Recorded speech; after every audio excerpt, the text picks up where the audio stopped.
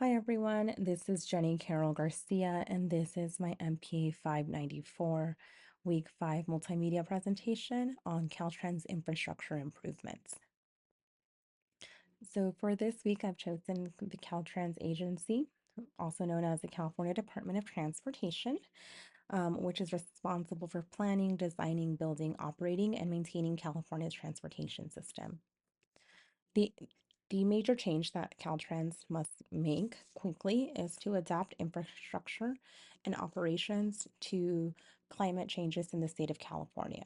So California is increasingly facing climate um, climate disruptions due to heat waves, flooding, landslides due to the sea level rising.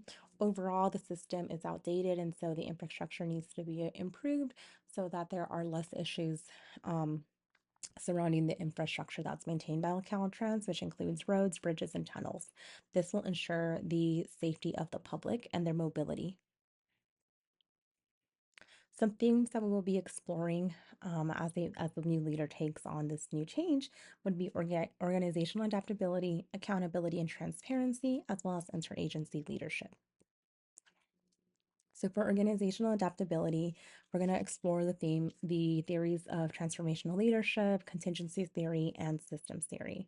So Caltrans must undergo a rapid transformation to remain effective in a time of climate uncertainty.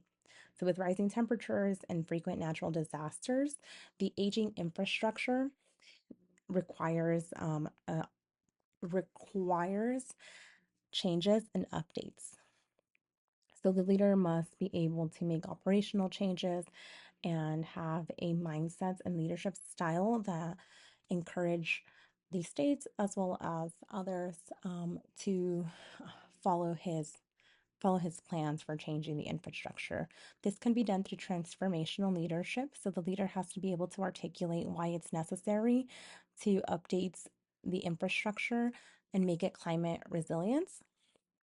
They they'll also need to be able to inspire their staff with new innovation, and then be able to ensure that there is no that there's no that there's breaking away from ensuring from traditional ways. And so this can also be done through incumbency systems theory. This because systems theory reminds us that Caltrans is part of a complex transportation system. And so then the leader must be able to consider not only how these changes would affect the infrastructure, but also the different climates that are in the state of California and take those into account when updating the infrastructure. With contingency theory, it encourages the leader to be flexible and to use situational leadership. So this one this impacts the leader in understanding that there's not a one size solution that fits all, that throughout the state of California there's different necessities due to the different climate occurrences that happen. So they need to be able to take what works, understand that what works well in one situation wouldn't necessarily be the best for another situation. Second, we have accountability and transparency. So Caltrans leader will must be able to lead with transparency, fairness, and integrity, because public trust is vital. So, and not only public trust, but also the internal staff needs to be able to feel supported and empowered to enact these changes. Through principal agent theory, Caltrans serves as the agent acting on behalf of the people and the policymakers. Therefore, the leader needs to be able to actively report on infrastructure spending, the construction timelines, and then measurable outcomes. By doing so, they can increase public trust. A lot of distrust stems from miscommunication or misinformation dissemination. And so as a leader, they need to be able to ensure that they are holding themselves accountable. This accountability can also improve staffing needs and understanding the different mindsets between Theory X and Theory Y. With Theory Y, if the employees believe that the agency is acting in public good, they would feel motivated to create new solutions and empowered in the work that they do. Lastly, we have interagency leadership. So Caltrans is only one agency in the state of California. They need to be able to work with a variety of agencies to undergo infrastructure and operational changes. So Caltrans needs to be able to, the leader needs to be able to work alongside local governments and as well as other organizations to ensure coordinated responses and be proactive in their infrastructure planning.